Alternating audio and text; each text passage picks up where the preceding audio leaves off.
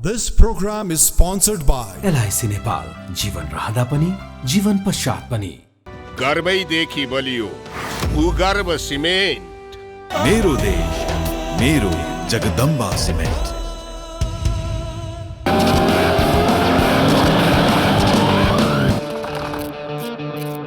स्वाद जस्तो अनार प्रिमियम राइस। परम्परा, संस्कृति र मजबुती तिनको शक्ति त्रिशक्ति सिमेन्ट। गुणस्तरीय प्लम्बिङको भरपर्दो नाम मार्बल। नेपाल टेलिकमको 4G नै पर्फेक्ट छ। नेपाल टेलिकम, राष्ट्रको सञ्चार।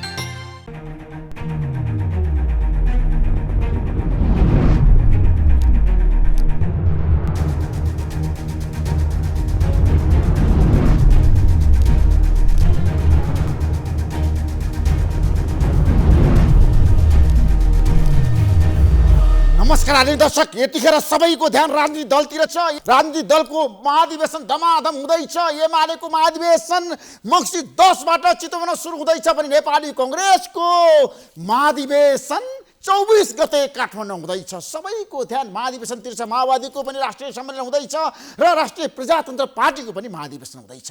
कोरोनाको कारणले 2-3 वर्ष कुनै पनि पोलिटिकल पार्टीको गतिविधि अगाडि बढ्न सकेन। अब धमाधम यतिखेर पार्टीले आफ्नै किसिमको रणनीति बनाइरहेका छन्। शीर्ष नेताहरू बैठकमा छन्। नेपाली कङ्ग्रेसको पदाधिकारीहरूको बैठक पनि आज सकिएको छ र भोलि केन्द्रीय समितिको बैठक हुँदैछ नेपाली कङ्ग्रेसको।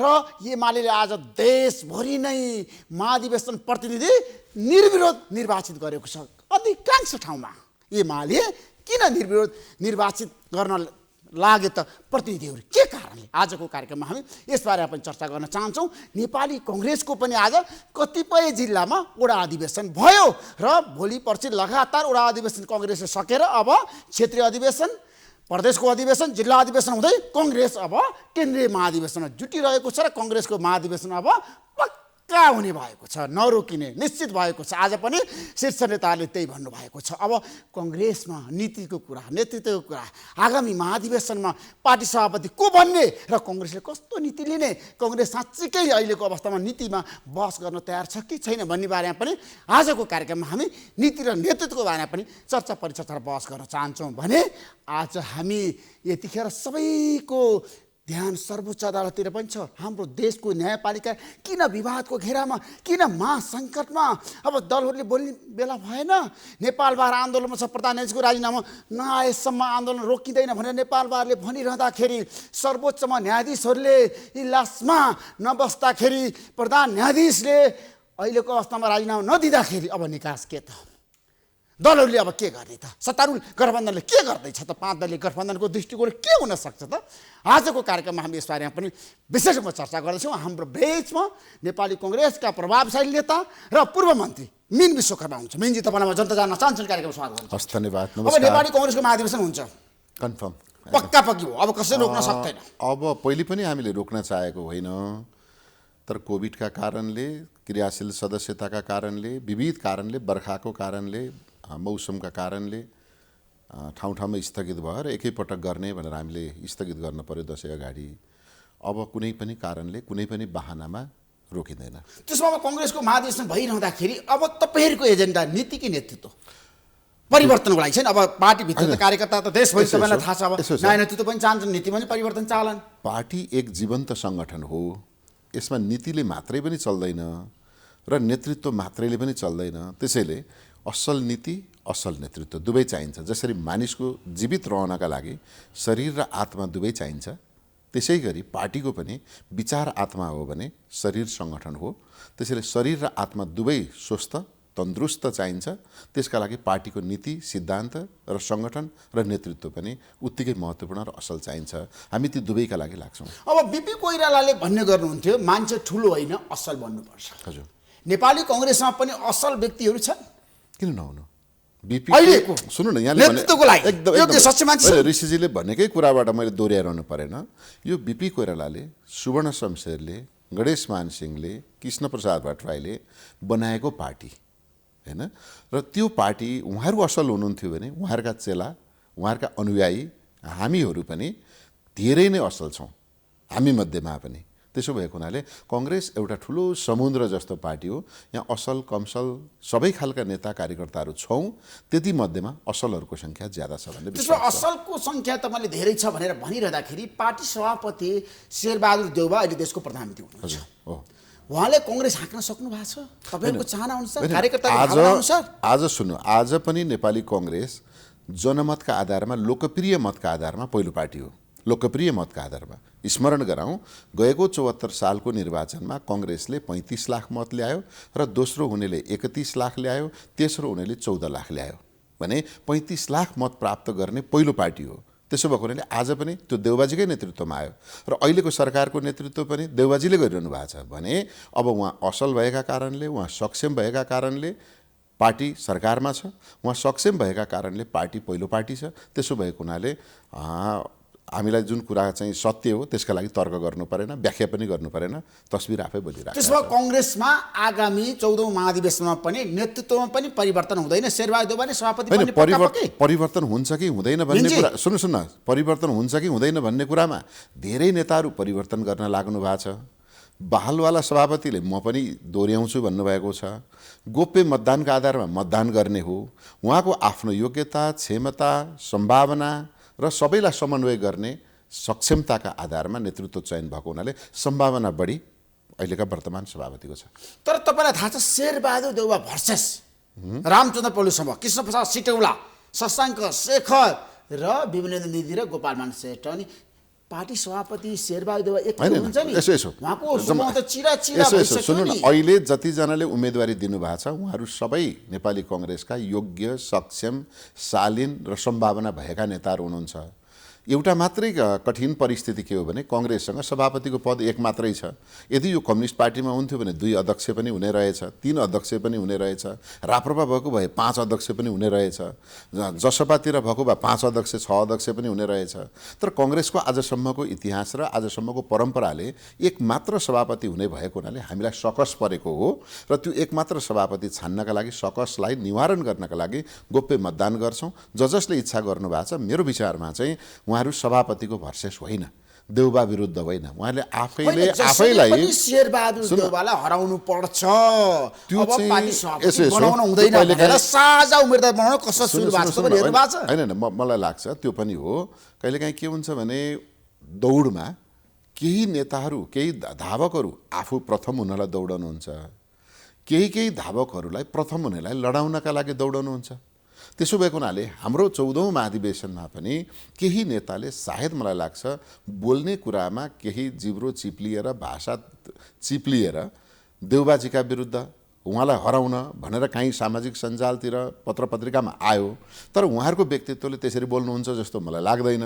यदि बोलिहाल्नु भएको भए त्यो त्रुटि भयो। तर हो चाहिँ के हो भने उहाँहरू आफू सभापति हुनका लागि कोसिस गर्नुभयो। त्यो कोसिस गर्दा देउबाजी बराबरको उचाइ आफूलाई प्राप्त देख्नु भएन। नभइसकेपछि अब हामी चाहिँ साझेदारीमा जाउँ, हामी संयुक्त रूपमा जाउँ, साझा उम्मेदवारी बनाऊ भन्नुभएको छ। त्यो भनेको के हो भने देउबाजीको विकल्पमा हामी केही उम्मेदवारी जाउँ भन्नुको अर्थ त अझै पनि देउबाजी नै सभापति हुने त उहाँहरूले नै निश्चित गर्दैन। हैन, शशाङ्क कोइरालाले भनिसक्नुभयो यदि साझा उम्मेदवार भएन भने हामीले जित्न सक्दैनौँ। त्यसैले साझा उम्मेदवार तय गर्नुपर्छ, सबैले त्याग गर्नुपर्छ, शेरबहादुर देउवालाई कङ्ग्रेसको सभापति बनाउनु। एकदम महामन्त्री शशाङ्क कोइरालाले जे भन्नुभयो, मेरो भन्दा बढी दोस्ती शशाङ्क कोइरालाको छ सभापतिसँग, हैन। मभन्दा बढी अनुभव उहाँले प्राप्त गर्नुभएको छ। मैले भन्दा बढी शेरबहादुर देउवासँग उहाँले काम गर्नुभएको छ। मैले भन्दा बढी विश्वास उहाँहरूले आदान प्रदान गर्नुभएको छ। र उहाँकै मुखारबिन्दबाट यो शब्द बाहिर आइसकेपछि के बुझिन्छ भने अहिले मुलुकका लागि, अहिले पार्टीका लागि, अहिलेको राजनीतिक परिवेशका लागि देउबाजी सायद निर्विकल्प हुनुहुन्छ भन्ने उहाँहरूले भनिरहनु भएको छ। हैन, एमालेमा केपी शर्मा ओली निर्विकल्प नेता बन्नुभयो क्या हो? नेकपा एमालेको चाहिँ परिवेश अलिक फरक छ। नेकपा महाधिवेशनबाट केपी शर्मा अध्यक्ष बनाउने पक्कापक्की भइसक्यो। होइन, यसो हुन्छ। नेकपा एमाले र नेपाली कङ्ग्रेसको परिस्थिति फरक हो। नेकपा एमालेमा गएको 3 वर्ष नेकपाभित्रको द्वन्द्व र गएको 1 वर्ष नेकपा एमाले भित्रको द्वन्द्व।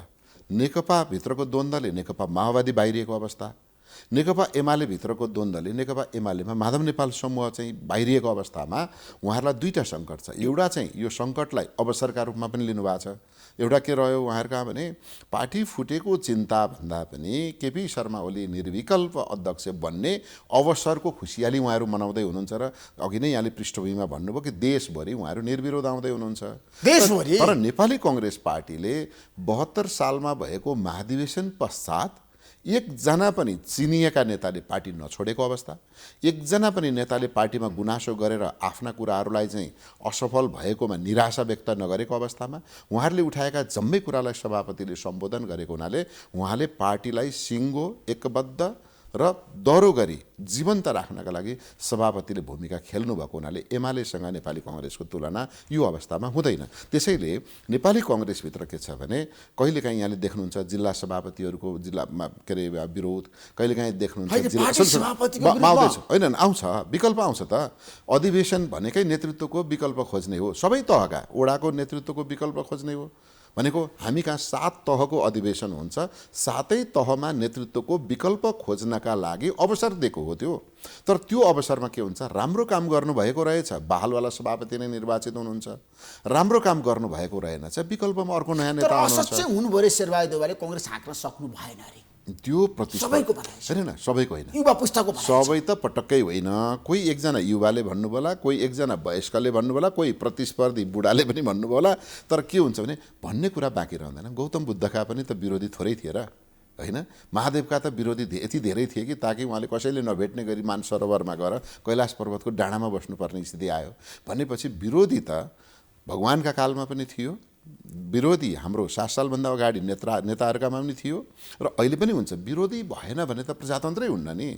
त्यसैले प्रजातन्त्रको सुन्दर पक्ष भनेको आफ्नो मनमा लागेको कुरा भन्न पाउने, मन नपरेका मानिसको विरोध गर्न पाउने, प्रतिस्पर्धीसँग प्रतिस्पर्धामा खुलेआम रूपले चाहिँ एक आपसमा वाद संवाद गर्न पाउने भएको हुनाले अहिले नेपाली कङ्ग्रेसको बहालवाला सभापतिका राम्रा र नराम्रा पक्ष प्रतिस्पर्धीले केलाइदिएनन् भने त आम जनताले कसरी थाहा पाउने। त्यसैले यो युवाले पनि भनेका छैनन्, यो बुढाले पनि भनेका छैनन्, यो महिलाले पनि भनेका छैनन्, कसैले पनि भनेका छैनन्, कोही व्यक्तिहरूले भनिरहनु भएको छ। त्यो भनिराखेको कुरालाई दिनानुदिन जति उहाँहरू भन्दै जाँदै हुनुहुन्छ देउबाजीको लोकप्रियता बढ्दै गइराखेको छ, यसबाटै अनुमान गर्न सकिन्छ। तर तपाईँले राम्रोसँग हेर्नु भएको छ पछिल्लो समय जसरी गठबन्धन बनिरहेछ नि, रामचन्द्र पौडेलले शेरबहादुर देउवालाई साथ दिन सक्नुहुन्छ, त्यो सम्भावना छ होइन? एउटा चाहिँ उच्चस्तरीय समन्वय समितिको उहाँ होइन, मेरो लागि यो अवसर प्राप्त नगरेको पनि हो। तर मैले पढेको छु, मैले बिपी कोइराला पढेरै चिनेको हो, सुवर्ण शमशेर पढेरै चिनेको हो, गणेशमान सिंह देखेर चिनेको हो, किशुनजी देखेर चिनेको हो, गिरिजाबाबु र शेरबहादुर देउवा सुशील कोइरालासँग काम गरेर चिनेको हुँ। र यसरी काम गर्दै जाँदा रामचन्द्र पौडेल र शेरबहादुर देउवा सहपाठी पनि हुनुहुन्छ, सहयात्री पनि हुनुहुन्छ र सँगसँगै लोकतन्त्रका लागि सहयोद्धा पनि हुनुहुन्छ। र अहिलेका जीवित नेताहरूमध्येमा नेपाली कङ्ग्रेसका जीवित नेताहरूमध्येमा उहाँहरू 2 जना अत्यन्तै सिनियर नेताहरू हुनुहुन्छ र जमानामा विद्यार्थी कालदेखि उहाँहरू अत्यन्तै मिल्ने नेता पनि हुनुहुन्छ। अब उहाँहरूको बारेमा अरूले अनुमान गर्नुभन्दा पनि उहाँहरू 2 जनाले बुझ्ने कुरा हो।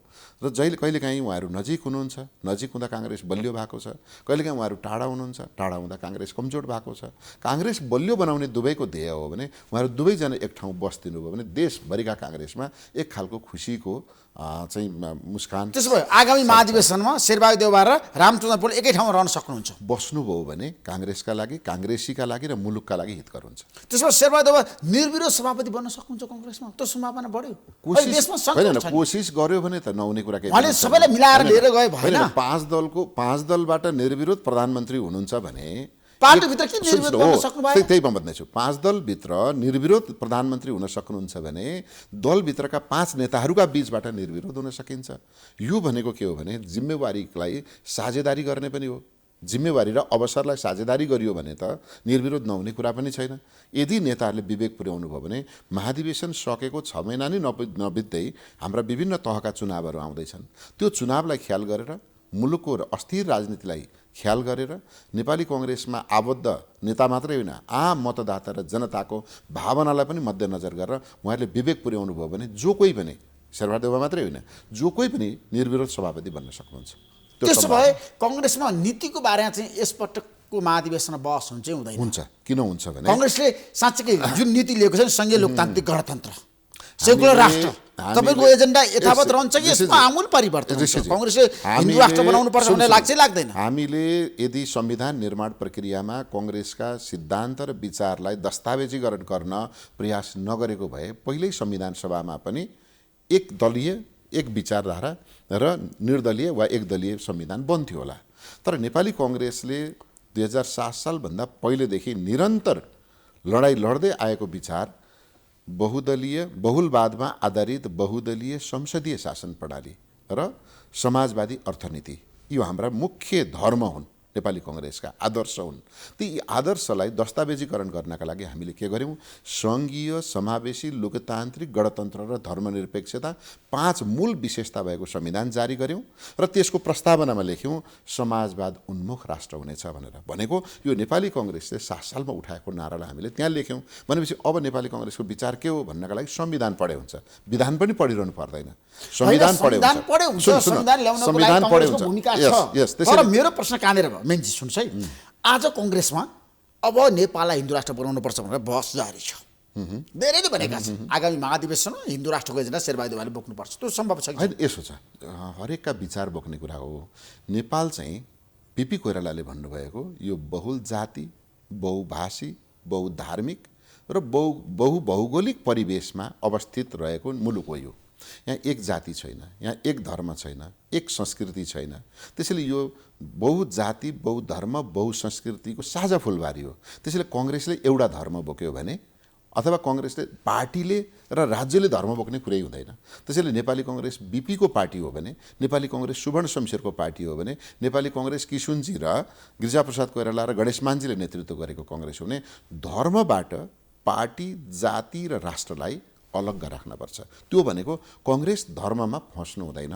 कङ्ग्रेस हिन्दू राष्ट्रको एजेन्डा कङ्ग्रेसको होइन।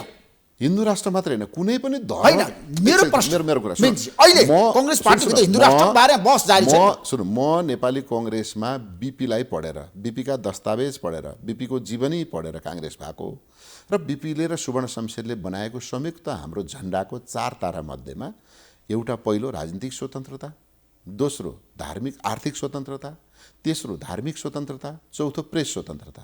यो कुराबाट म लालायित भएर भएको काङ्ग्रेसले अब एउटा धर्मको झन्डा बोकेर, एउटा धर्मको वकालत गरेर, अर्को धर्मका महानानी गरेर, अर्को धर्मलाई होच्याएर काङ्ग्रेस यो विवादमा फस्यो भने हिन्दू राष्ट्रको एजेन्डा कङ्ग्रेसले बोक्दैन। कुनै पनि धर्मको एजेन्डा बोक्नु हुँदैन। महाधिवेशनमा पार्टीले महाधिवेशनमा मात्रै होइन, कहिल्यै पनि धर्मको एजेन्डा बोक्नु हुँदैन। स्वयं म आफै भन्दैछु, म कुनै एउटा धर्म मान्छु, तपाईँ अर्को कुनै धर्म मान्नु होला, मसँगै बसेका साथीहरू विभिन्न धर्मावलम्बी होलान्, अनि मैले मानेको धर्म ठुलो भनेर मैले घमण्ड गर्न थालेँ भने यो डेमोक्रेसी हुन्छ, यो प्रजातन्त्र हुन्छ? यो हुँदैन। त्यसैले धर्ममा जनमत गर्नु हुँदैन, धर्ममा अल्पमत र बहुमतको भूमिका हुन दिनु हुँदैन र धर्मका नाममा पार्टी पनि र मुलुक पनि र सरकार पनि फस्नु हुँदैन। विश्वप्रकाश शर्माले एउटा प्रस्ताव ल्याउनु भएको छ, कङ्ग्रेसमा कुनै पनि व्यक्ति 2 कार्यकालभन्दा बढी सभापति बन्न मिल्दैन। त्यो सही हो प्रस्ताव? त्यो पनि त लोकतन्त्रको विरोधी नै होला नि। जनताले छान्ने हो नि त को कति अवधिसम्म रहने भन्नका लागि त पब्लिकमा टेस्ट गर्न जाने हो नि त, जनतामा टेस्ट गर्न जाने हो। जनताले कसैलाई रुचाएर 5 पटक छान्छन् भने छान्न नदिनु। अनि अमेरिकामा तपाईँलाई थाहा छ राष्ट्रपति होइन, निर्वाचन त्यसमा के हो भने कुनै पनि व्यक्तिले 2 कार्यकालभन्दा बढी नेतृत्व गर्न मिल्दैन अमेरिकामा। सुन्नु हाम्रो देशमा त्यस्तो कानुन र विधान नबनाउने, संविधानमा त्यो कुरा उल्लेख नगर्ने। अमेरिकामा त त्यसो त अर्को पनि छ नि त, अमेरिकामा मृत्युदण्ड पनि दिन्छ नि त। त्यो पनि राम्रो हो त? त्यो त होइन होला। त्यो अमेरिकाको परिवेशको कुरा हो, भारतको परिवेशको कुरा हो। नेपालको परिवेशमा हामी भर्खरै लोकतन्त्रको अभ्यास गर्दैछौँ। भर्खरै लोकतन्त्रको अभ्यास गर्न बित्तिकै यसका के नराम्रा पक्ष छन् त्यो नराम्रा पक्ष नै हामीले ल्याउनुपर्छ भन्ने होइन। के राम्रा पक्ष छन् त्यो अभ्यास गर्दैछौँ, के नराम्रा पक्ष छन् त्यो हटाउँदै जाउँ। त्यसो भएको हुनाले प्रजातन्त्र हामी अहिले अभ्यासको चरणमा छौँ। त्यसैले अब जनताले छान्न पाउने अधिकारका रूपमा चाहिँ कोही मानिस धेरै पटक भयो, कोही मानिस एकपटक पनि हुन पाएन भनेर एकपटक पनि हुन नपाउने नियम बनाउने हो कि धेरै पटक जित्नका लागि लोकप्रिय हुने पद्धतितर्फ चाहिँ जाने हो, यतातर्फ जाने? त्यसो शेरबहादुर देउवा लोकप्रिय नेता हो कङ्ग्रेसमा? अब हामीले भन्नुभन्दा नि तस्बिर आफै बोल्यो। मैले भने त मुलुकमा उहाँ 5 पटक प्रधानमन्त्री बन्नुभयो, सुन, देशको 5 लागि पटक केही गर्न प्रधानमन्त्री, सक्नु सुन, भएन, 5 जनताको प्रश्नहरू छ। होइन के गर्न सक्नुभयो कि सक्नु भएन भन्नका लागि हामीसँग त्यो नाप्ने ब्यारोमिटर थर्मोमिटर छैन। त्यो जाँच्ने थर्मोमिटर भनेको एउटै हो, 5 वर्षमा हुने आवधिक निर्वाचन। त्यो आवधिक निर्वाचनमा 2 ठाउँमा गरेर 2 ठाउँमा 2 पल्ट गरेर उहाँ 9वटा आम चुनाव जितिसक्नु भएछ, अरूले 7वटा जित्दा होइन। अहिले पनि यो मुलुकमा सबभन्दा धेरै निर्वाचन जिते शेरबहादुर देउवा। अहिले पनि म यहाँलाई भन्छु, 2 जना व्यक्ति, विजय कुमार गच्छेदार र शेरबहादुर देउवा, उहाँ कुनै पनि इलेक्सन हार्नु भएको छैन प्रजातन्त्र आइसकेपछि। र शेरबहादुर देउवाले 2 पटक 2 ठाउँबाट जितेको हुँदा 7वटा आम चुनाव जित्नुभयो। अब एउटा कहिल्यै चुनाव नजित्ने मान्छेले शेरबहादुर देउवा असक्षम भनेको सुनिन्छ। यो चाहिँ मलाई पनि अचम्म लाग्छ। म यसबारेमा जजमेन्ट गर्नलाई मेरो अधिकार पनि छैन र मसँग त्यो क्षमता पनि रहेन। होइन मिन्जी, तपाईँ त कानुनको पनि विद्यार्थी, हजुर, तर यतिखेर अदालतमा सङ्कट गहिरिँदो छ, काङ्ग्रेस पार्टी मौन छ, आधिकारिक दृष्टिकोण किन सार्वजनिक गर्दैन? प्रधानमन्त्री शेरबहादुर देउवाले चाहिँ नि अदालतको विवाद समाधान गर्न किन पहल नगरेको? यसो छ, यो अदालतमा जसरी जुन घटना प्रकरण सुरु भयो, त्यो सुरुका दिनमा आम नेपाली जनताका बिचमा अदालतले पनि यसो गर्ने, प्रधान न्यायाधीश पनि यस्तो कुरामा फस्ने, यो त गम्भीर आपत्तिजनक कुरा हो भनेर आम नेपाली जनमानसमा एक खालको सनसनीपूर्ण सन्देश गइराखेको थियो। मिडियाले बोकिराखेको थियो, त्यही कुरा राजनीतिक विश्लेषकले बोकेका थिए, कानुनविदहरूले बोकेका थिए। त्यहाँसम्म यो ठिक थियो। त्यतिन्जेल यो नैतिक प्रश्न बनेको थियो प्रधान न्यायाधीशका। जब बारले यसलाई आन्दोलनको रूपमा लग्यो, अब यो राजनीतिक विषय बन्यो। भन्ने के भने यो कहिलेकाहीँ हामी राजनीतिक गर्ने नेताहरू भाषण गर्न जाँदा के भन्छ भने, भाषणले सुन्नुभयो आदरणीय जनसमुदायहरू, भाषण गरेर देश बन्दैन भन्ने, आफू 4 घण्टा भाषण गर्ने। ठ्याक्कै अहिले पनि के रह्यो भने बारमा आबद्ध कानुनविदहरू, कानुन व्यवसायीहरू, उहाँहरूले राजनीतिक रूपमा यसलाई एजेन्डा बनाएर हिँड्दैन थाल्नुभयो। प्रधान न्यायाधीश हट्ने प्रक्रिया संविधानमा लेखेको छ।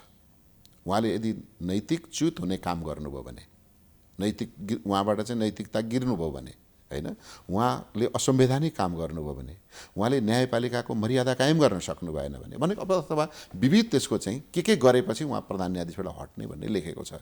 र कस्तो बेलामा उहाँले राजीनामा गर्ने र कस्तो बेलामा हटाउने पनि कानुनी प्रबन्ध छ। त त्यो हुँदाहुँदै न्यायाधीशहरूले अब चाहिँ बन्दी प्रत्यक्षीकरणको मुद्दा पनि हेर्न छोडेर न्यायाधीशहरूले अदालतको नियमित काम कारबाहीमा अवरोध हुने गरी सामान्य चाहिँ यो ट्रेड युनियनको जस्तो गरेर आम हडताल जब सुरु गर्न थाल्नुभयो, यसले के गर्यो भने यो विषय आफै राजनीतिक विषय बन्यो। अब जब राजनीतिक विषय उहाँहरू आफै गर्दै हुनुहुन्छ भने राजनीतिक दलको के खाँचो पर्यो त? अब फेरि दल विशेषले निर्णय गर्न थाल्दा बाहिर आएर कुनै दलले प्रधान न्यायाधीशलाई अहिले निकाल्नुपर्छ भन्लान्, कुनै दलले निकाल्नै हुन्न भन्लान्, अनि यो कहाँ आउने भयो त? अब सडकमा आउने भयो। त्यसैले कार्यपालिका र न्यायपालिका र व्यवस्थापिका बीचको एक अन्तर सम्बन्ध र शक्ति सन्तुलनको सिद्धान्तका आधारमा न्यायपालिकाको जुन इन्डिपेन्डेन्सी अथवा चाहिँ न्यायपालिकाको जुन स्वतन्त्रता छ, तटस्थता छ, त्यसलाई कायम गर्नका लागि हामीले के भन्यौँ, राजनीतिक दलका नेताहरूले के भन्नुभयो, शीर्ष नेताहरूले भन्नुभयो भने यो न्यायपालिकाभित्रको आन्तरिक विषय हो, तपाईँहरू आफै टुङ्ग्याउनुहोस्। अब उहाँहरूले टुङ्ग्याउने भनेको के? स्वाभाविक हिसाबले प्रधान न्यायाधीश उहाँले टुङ्ग्याउन सकेन, सुन्नु न, अदालतले पनि सकेन, बारले पनि सकेन, अब दलहरूले के होइन न, त्यहाँनिर कहाँ मैले पनि अघि सुरुमै भनिसकेँ, समस्या कहाँनिर हो भने यो सिङ्गो प्रधान न्यायाधीशमाथि उठेको नैतिकताको प्रश्न हुन्जेलसम्म मुलुक एकपटक जुरुक्क उठेको थियो। तर अब जब बारले उहाँको राजीनामा मागेर प्रवेश गर्न निषेध गरिदिएर बेन्च बहिष्कार गरेर बहिष्कार गरेर जब वकिलहरू, होइन, वकिलहरू विभिन्न पार्टीको चाहिँ भातृ संस्थाका रूपमा लडेका वकिलहरू बन्ने वकिलहरू अब राजनीतिक रूपले चाहिँ आफ्नै न्यायपालिकाभित्र बबन्डर गर्न थाल्नुभयो। अब यो चाहिँ प्रश्न जुङ्गाको लडाइँको प्रश्न बन्यो। त्यो बनिसकेपछि यिनीहरू कराएर मैले छोड्ने हो र भन्ने प्रधान न्यायाधीशलाई भयो। अब यति त कराइसक्यो, अब किन छोड्नु भन्ने वकिलहरूलाई भयो। त्यसो भएको हुनाले अहिले त्यो असमञ्जस्य परिस्थितिमा न्यायपालिका छ। हामी अहिले पनि के भन्छौँ भने अब दुवैले विवेक प्रयोग गर्नु पर्यो। प्रधान न्यायाधीशले पनि विवेक प्रयोग गर्नु पर्यो, न्यायपालिकाको छवि बचाउनका लागि, न्यायपालिकाको प्रतिष्ठा बचाउनका लागि, आम जनताप्रति न्यायपालिकाको विश्वास कायम गर्नका लागि अब न्यायपालिकाले भित्रका न्यायाधीश न्यायमूर्तिहरूले नै विशेषतः बढी भूमिका खेल्नुपर्छ जस्तो लाग्छ। अहिले दलहरूले हात हाल्यो भने त झन् यो भद्रगोल त्यसो सत्तारूढ गठबन्धनले न्यायपालिकादेखिको विवाद समाधान गर्न लाग्दैन। अहिले तपाईँहरू अगाडि बढ्नुहुन्न, त्यहाँ तपाईँहरू यो जजले हात हाल्नुहुन्न, अदालतको विवाद समाधान गर्नु। सुन्नु न, जजले यो तपाईँको र मेरो संवाद सुन्दै हुनुहुन्छ, म त्यो वरिष्ठ अधिवक्ता साथीहरूसँग पनि मेरो अनुरोध के हो भने अब दलहरूले चाहिँ सर्वदलीय निर्णय गरेर प्रधान न्यायाधीशकोलाई बर्खास्त गर्न मिल्छ? मिल्दैन। अब दलहरूले अपिल गरेर राजीनामा गर्न मिल्छ? पूर्व प्रधान न्यायाधीशहरूले गरे यस्तो गरेर? त्यो पनि मिल्दैन। अनि राजनीतिक दलका कुनै चाहिँ भातृ सङ्गठनहरूले पेट्रोलियम पदार्थको मूल्य घटा, होइन भने सडकमा आउँछौँ भने जस्तो गरेर भातृ संस्थाले गरेर हुन्छ? त्यो पनि हुँदैन। यो जुन प्रतिष्ठित संस्था छ न्यायपालिका, त्यहाँभित्र त्यही ढङ्गले मर्यादित र प्रतिष्ठित ढङ्गले चाहिँ अगाडि बढ्नु पर्यो। अब यहाँ आन्दोलन गरेर टायर बालेर हल्ला गरेर जुलुस गरेर बाटोमा चाहिँ बाटो छेकेर जुन ढङ्गले बारले त प्रधान न्यायाधीश विरुद्ध तपाईँलाई थाहा गेटमै बार लगाइदियो, धर्ना बस्यो। होइन एकछिनलाई मान्नुलाई यो पद्धति निरन्तर अगाडि बढ्यो भने भोलि कुन प्रधान न्यायाधीशले काम गर्न सक्नुहुन्छ? कुन प्रधान न्यायाधीश आउने? उहाँहरूमध्ये आउने होइन। अहिले जुन जुन सर्वोच्चका न्यायाधीशहरूले भन्नुभयो यो प्रधान न्यायाधीश रहेसम्म म काम गर्दिनँ, उहाँ आएको 6 महिनापछि फेरि यसै गऱ्यो भने के हुन्छ? अर्को 6 महिना यसै गऱ्यो भने के हुन्छ?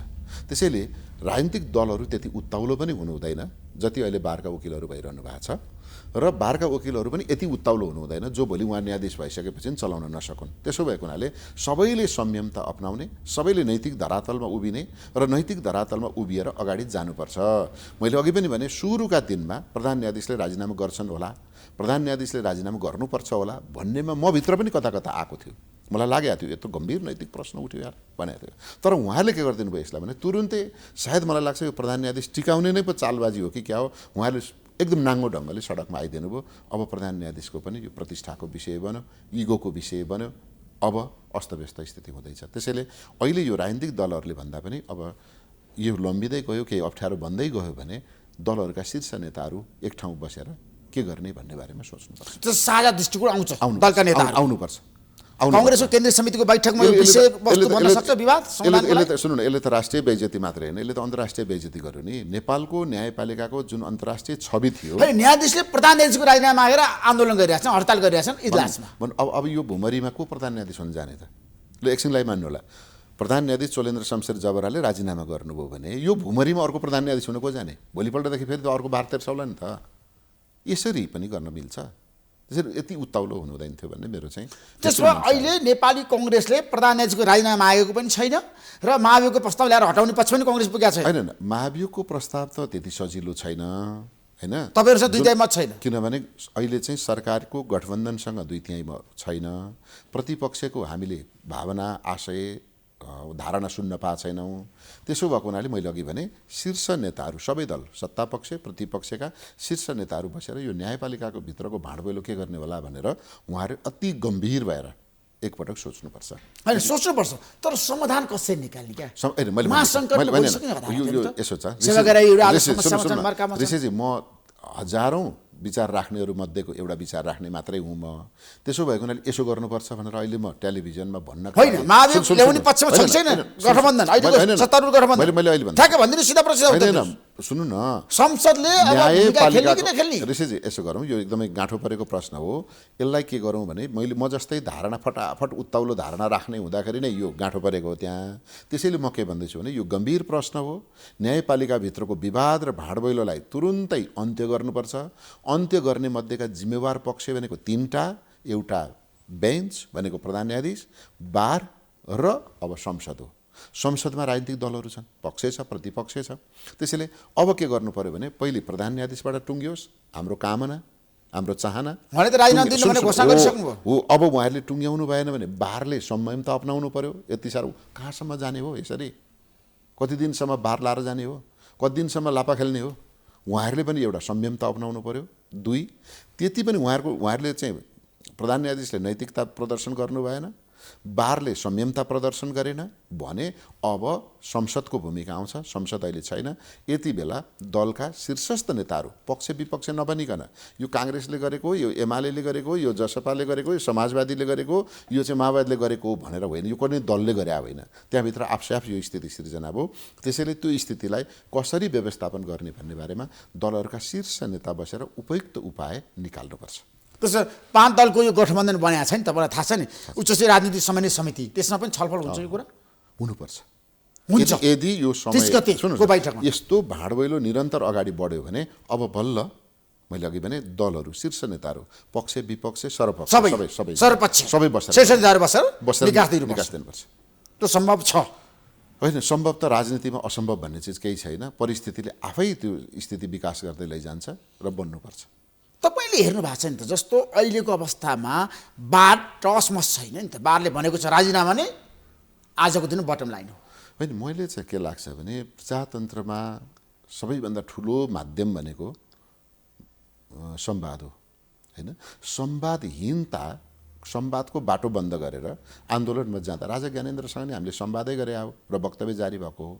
7 सालमा नि राजाहरूसँग त्यही संवादै भएको हो, राणासँग नि संवादै भएको हो, माओवादीसँग पनि संवादै भयो। अनि बार र बेन्च चाहिँ के यस्तो अजीब अर्को ध्रुवबाट आएका शक्ति हुन् कि उनीहरूको बिचमा संवादै हुन्न? त्यसो प्रधान न्यायाधीश र बारको बिचमा अब संवाद सुरु हुनु पर्यो। संवाद त स्वयं प्रधान न्यायाधीशले नै त्यसको सक्रियता गरेर लिएर होइन क्रियाशीलतामा यो संवाद सुरु हुनु पर्थ्यो र संवादमा विश्वासहीनताको अवस्था छ, विश्वास सिर्जना गर्नु पर्यो र त्यो हुन सकेन भने मैले अघि भनिहालेँ फेरि पनि दलले हस्तक्षेप गर्छ। हस्तक्षेप नभनौँ, दलले पहल गर्छ र निकास दिन्छ, निकास दिनुपर्छ। जाँदा जाँदै यो जुन गठबन्धन बन्यो होइन, यो निर्वाचनसम्म जान्छ? निर्वाचनसम्म नगए त कि अर्ली इलेक्सन हुन्छ, 5 दलीय गठबन्धनको साझा उम्मेदवार हुन्छ देशभरि। हामी के गर्छौँ भने यो दलहरूले आफ्नो रणनीति निर्माण गर्ने हो। हामी 5 दल सँगै छौँ, तर 5 दल जित्ने भन्ने होइन क्या, आफू जित्ने हो नि त। आफू जित्ने तयारी गर्दै गर्दा कङ्ग्रेसले कहीँ आवश्यकता महसुस गर्यो भने कुनै एक दलसँग तालमेल गर्न सक्छ। हाम्रो कार्यगत एकता हुँदैन, तालमेल हुन्छ होइन। कङ्ग्रेसले अहिलेसम्म कहीँ पनि कार्यगत एकता गरेको छैन, कसैसँग गरेका छैन, कम्युनिस्टहरूको भएको छ। तर कङ्ग्रेसले के गर्छ भने तालमेल गरेर अगाडि जाँदा, तालमेल भनेको जहाँ हामी बलियो छौँ त्यहाँ हामी उठ्छौँ, जहाँ हामी कमजोर छौँ बलियो शक्तिलाई सघाउँछौँ र जहाँ कमजोर शक्ति छ त्यसले हामीलाई सहयोग माग्ला, हामी पनि गरौँला। तर चुनावसम्म हामी यो गठबन्धन निरन्तर जानुपर्छ र चुनाव घोषणा भइसकेपछि उम्मेदवारी दिने सवालमा स्थानीय अनुकूलतामा हामी तालमेल गर्छौँ। भोलिको काङ्ग्रेसको केन्द्रीय समितिको बैठकको एजेन्डा के छ? प्रष्टै छ। महाधिवेशन भन्नुभन्दा ठिक 1 महिना भन्नु पनि 4 दिन कम भएका बेला भनेको 25-26 दिन बाँकी राखेर केन्द्रीय समितिको बैठक हुँदैछ। महाधिवेशन तयारीका लागि आवश्यक पर्ने विभिन्न समितिहरू, उपसमितिहरू बनाउँछौँ भोलि। र अर्को कुरा, विधानमा केही कुराहरू विगतमा निलम्बन गरिएको छ, त्यसलाई अनुमोदन गरिन्छ र निर्वाचन समितिले गरेका विविध निर्णयहरूलाई पनि पार्टीको केन्द्रीय कार्य समितिको निर्णयको रूपमा अनुमोदन गरिन्छ र महाधिवेशन सम्बन्धी जति जे कुराहरू गर्नुपर्ने छ ती कुराको भोलि टुङ्गो लाग्छ। प्रधान न्यायाधीशको बारेमा छलफल हुँदैन केन्द्रीय समिति? सायद प्रसङ्ग उठ्ला, प्रसङ्ग कुनै केन्द्रीय सदस्यले उठाउनु होला, भूमिकामा कसैले, तर एजेन्डा बन्दैन। तर हाम्रो एजेन्डा भोलिको होइन, त्यो भोलिको एजेन्डा हाम्रो छैन। Thank you so much. महत्त्वपूर्ण समय दिनुभयो, तपाईँलाई म धेरै धेरै धन्यवाद दिन्छु। हस्, धन्यवाद।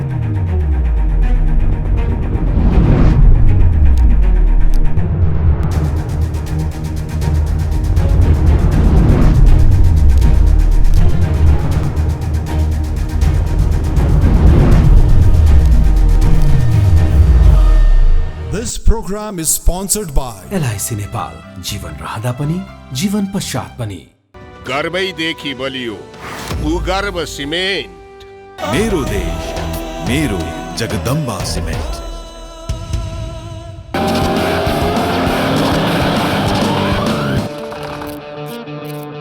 स्वाद जस्तो अनार प्रिमियम राइस। परम्परा, संस्कृति र मजबुती तिनको शक्ति त्रिशक्ति सिमेन्ट। गुणस्तरीय प्लम्बिङको भरपर्दो नाम मार्बल। नेपाल टेलिकमको 4G नै पर्फेक्ट छ। नेपाल टेलिकम, राष्ट्रको सञ्चार।